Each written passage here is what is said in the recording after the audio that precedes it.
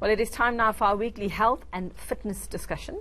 Today we're talking about intermittent fasting. Just reading that, I get hungry, which is becoming a bit of a dietary and nutritional fad. Well, you are a growing child. I think you're having a growth spurt. Okay, well, to chat more about the pros and cons of intermittent fasting, we're joined by resident dietitian Bhawan. May, morning. Now, I'm very good, thanks, but I'm very interested because intermittent fasting is something I did and I wasn't sure if it was actually working for me. Yes. You've gotten me off it for now. So tell us exactly what it is for those who aren't sure what All right, so I think it's just trying to understand the definition of it. So intermittent fasting really focuses on when you eat as opposed to what you eat, and very much on when you are fasting, focusing on very little to no calorie intake, and that's basically your beverages, which is obviously water, coffee, and black tea, which you can do. Black coffee, yeah. And when the non-fasting days, there's no restrictions or no sort of rules, so you can basically eat sort of what you want. So fasting does not mean, intermittent fasting does not mean not putting anything in your mouth.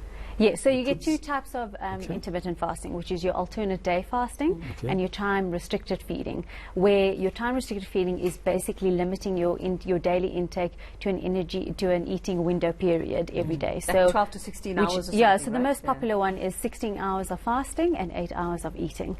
And your alternate days is your 5-2, which has been around for quite some time, where you're eating normally for 5 days and then 2 days you'll sort of do a calorie restriction within a 200 to 500 calorie intake in that days. So is it a bad thing? Are there some pros to this? I think in terms of, it obviously works for different people and different approaches work best for others, and I think at the end of the day, with anything, and most studies have shown, with the intermittent fasting and your daily calorie restriction, the weight loss is pretty much the same.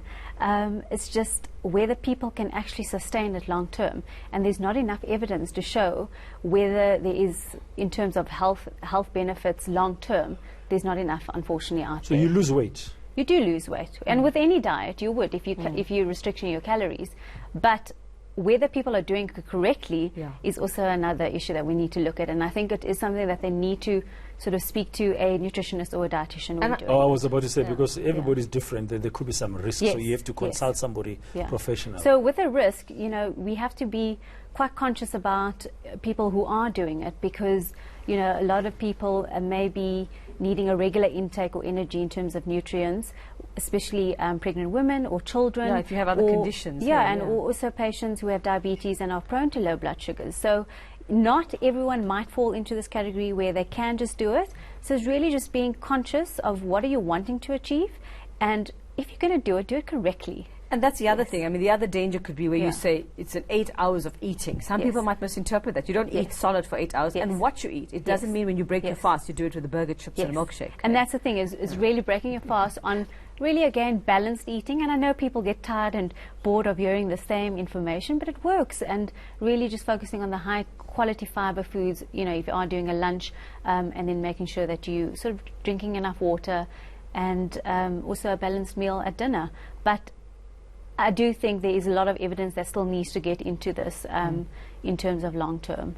Okay, but if somebody's listening to this and think, okay, I want to try this, what would be the key messages for them? The correct way to do it. The correct way. What would it be? Just a top So level. I think, obviously, if you are going to do the 16-hour, 8-hour sort of version, is literally you won't probably do the breakfast, and you'll sort of have your first meal at lunch, where if you do break your fast, having a balanced or a lean protein, either chicken, fish, or you could just do a meat, any meat option, with a high fiber carbohydrates, either rice or quinoa or sort of legumes, and a lot more veggies as well from a fiber point too.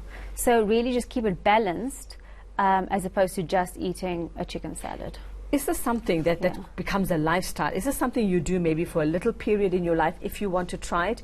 Or is it something that I know most people, because I've been reading up on it when I tried it, most people want to live like this. This is what they do. Some people even do one meal a day. They say they survive on one meal a day, so they take it further than 16 hours. So I think there's really mixed reviews on it, and the evidence is again showing that whether people can actually sustain this long term, because they do falter back, or they default back on old habits, and it goes back to behavioral change.